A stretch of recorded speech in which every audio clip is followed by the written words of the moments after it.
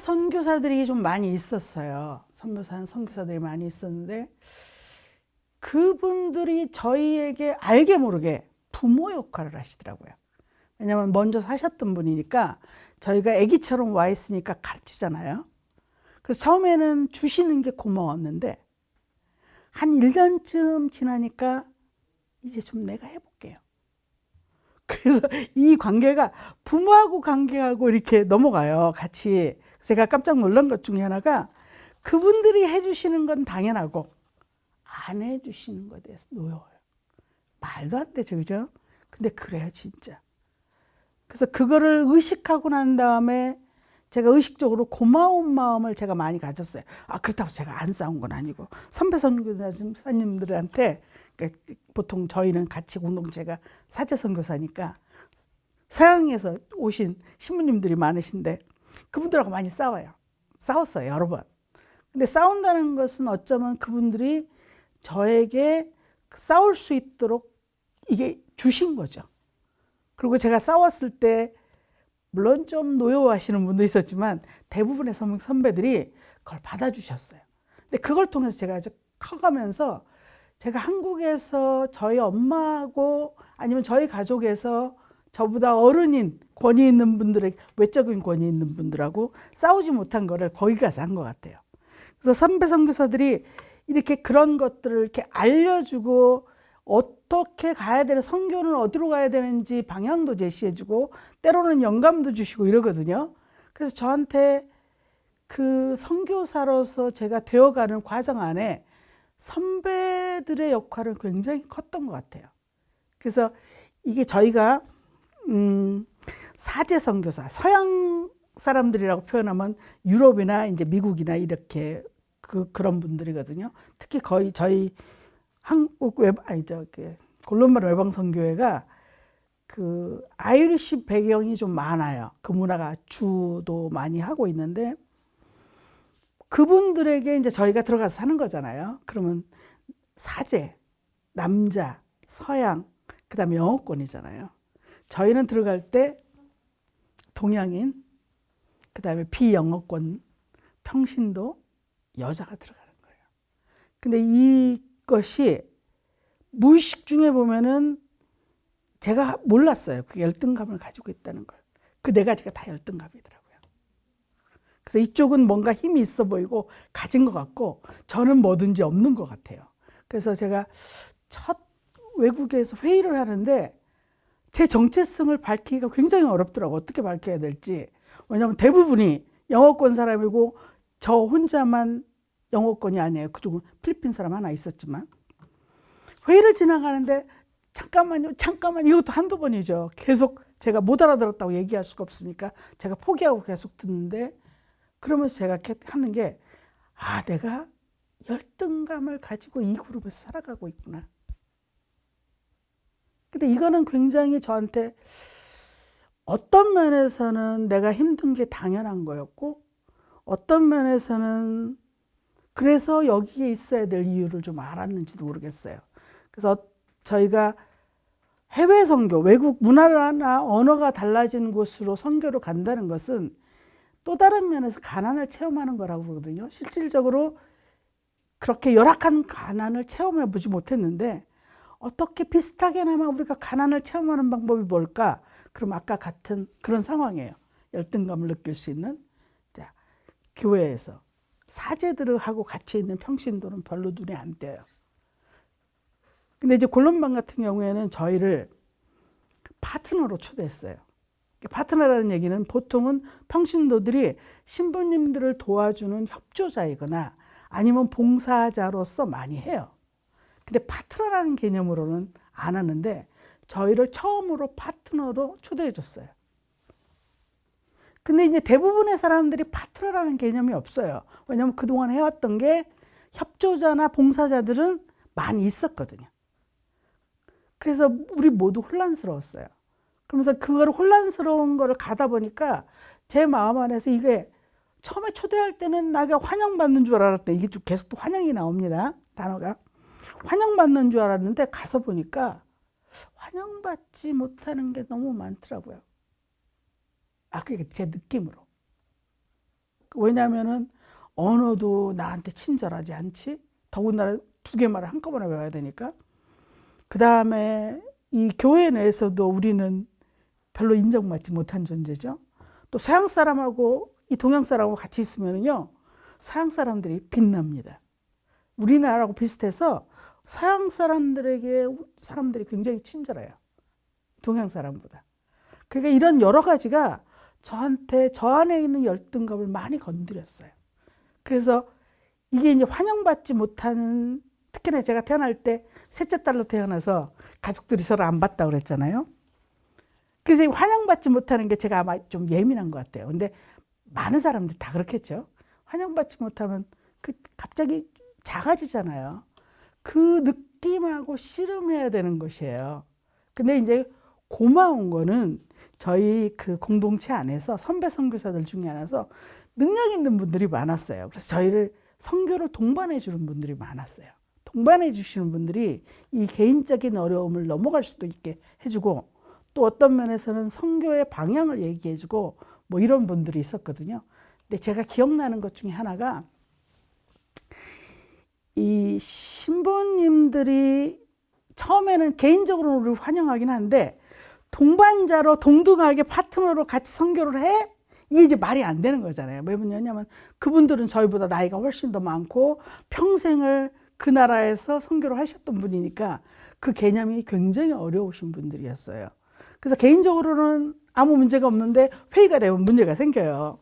그러니까 이제 저희보다 한 10살쯤 위인 선배 선교사가 저희들한테 얘기해 준 거 하나가, 티나 비행기가 날아가는데 무엇이 비행기를 뜨게 하는 줄 아느냐요. 그래서 우리가 그냥 생각할 때 날개 아닐까요? 그죠? 날개가 있으니까 뜨지 않을까? 그랬더니 그러면 날개가 비행기 전체의 몇 %가 되느냐요. 그래서 제가 글쎄요, 한 20%는 되지 않을까? 이렇게 얘기했어요. 그러면은 비행기가 날아가는데 방향은 뭘로 잡느냐고 묻더라고요. 그래서 방향이 이 꼬리에 있는 거 가지고 방향을 하잖아요. 그 다음에 이게 위로 올라갈 때 내려갈 때는 날개 끝에 있는 이게 움직여서 방향을 정해요. 그러면 그게 몇 % 되겠냐요, 비행기 전체에. 그러면 글쎄요, 1%? 5%? 뭐 제가 이렇게 얘기했어요. 그분이 하시는 말씀이, 한 선교회가 새로운 방향으로 비행기 방향을 틀 때 모든 사람이 방향을 정하지 않아도 된다고. 그 다음에 비행기가 뜰 때 모든 비행기가 다 떠야 뜰 수 있어야 되는 게 아니라 20%의 날개만 있으면 뜰 수 있다고. 그 얘기는 우리가 너희를 초대해서 같이 가는데 몇 사람들이 너희를 지지하면 너희가 갈 수 있겠니? 이렇게 말씀하시더라고요. 그리고 방향을 볼 때는 너가 가고 싶은 방향이 몇 사람을 보면 되겠느냐 이렇게 하니까 20명이면요 10명에 2명이잖아요. 그 다음에 5%면 20명이 한 사람이에요. 20명 중에 한 사람이에요. 그러니까 갑자기 제가 무게가 가벼워졌어요.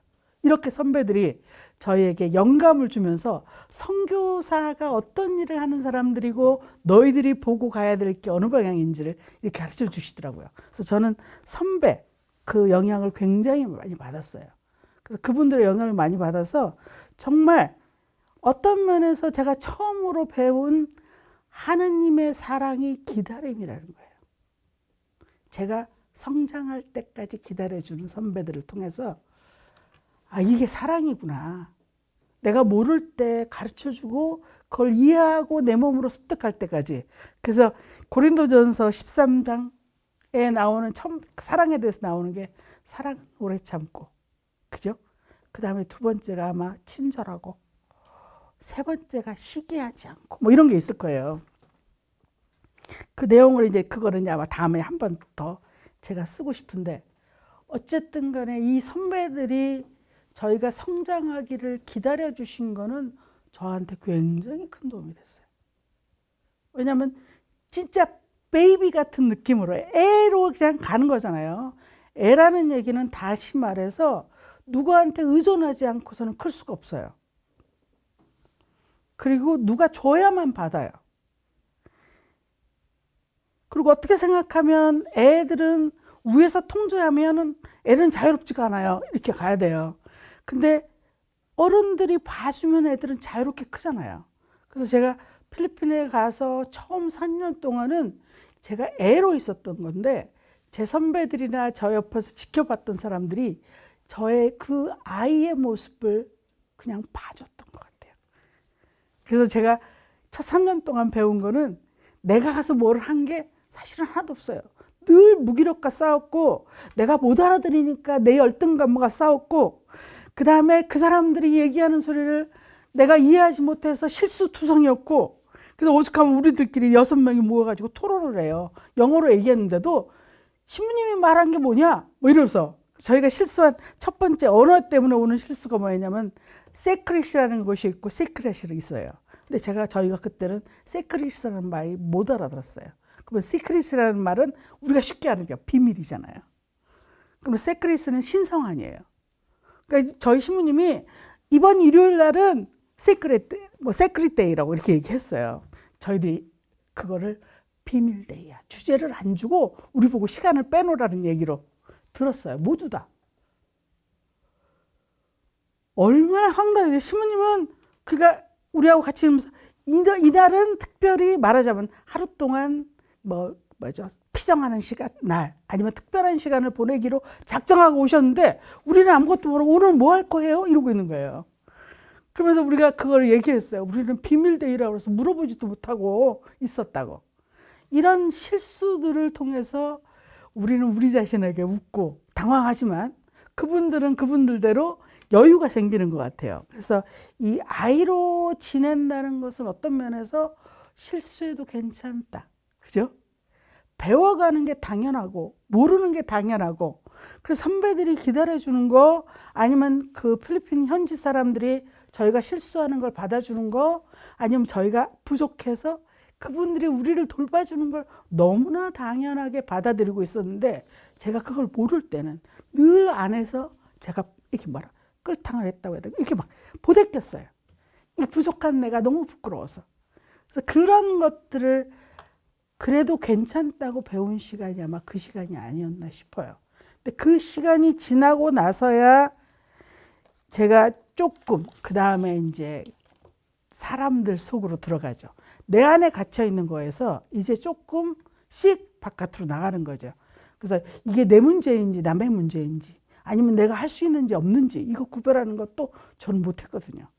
그래서 같은 동료가 뭘 잘못하면 그걸 내가 메꿔줘야 될 것처럼 느끼고 근데 그거 구별할 줄 모르니까 오죽하면 저를 동반해 주셨던 분이 이 예로 한번 얘기를 했어요. 이제 저희가 그 선교사로 있으면서 계속 공부하거든요. 공부하는 과정 안에서 이 녹취록을 해가지고 이렇게 제출하는 게 있었어요. 이게 상담하는 것들은 이런 거를. 근데 이게 타이프로 쳐야 되는 거예요. 그냥 이게 안 돼요. 자필로. 그래서 제가 그걸 어떻게 할 수가 없어가지고 옆에서 보니까 저는 이제 간신히 배워가지고 이렇게 했어요. 이게 그때 윈도우가 막 나올 때였는데 또 다른 사람은 이 컴퓨터를 칠 엄두를 못 내고 타이프도 없으니까 이게 수기로 썼어요. 근데 제가 얼마나 당황했는지 그러면 안 된다고 그러는데 안 되는 거 어디 있어.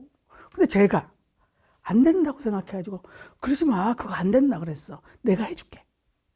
가지고 제가 내 거 하는 것도 시간이 많이 걸리는데 걔 것까지 하면서 얼마나 힘들었는지 몰라요.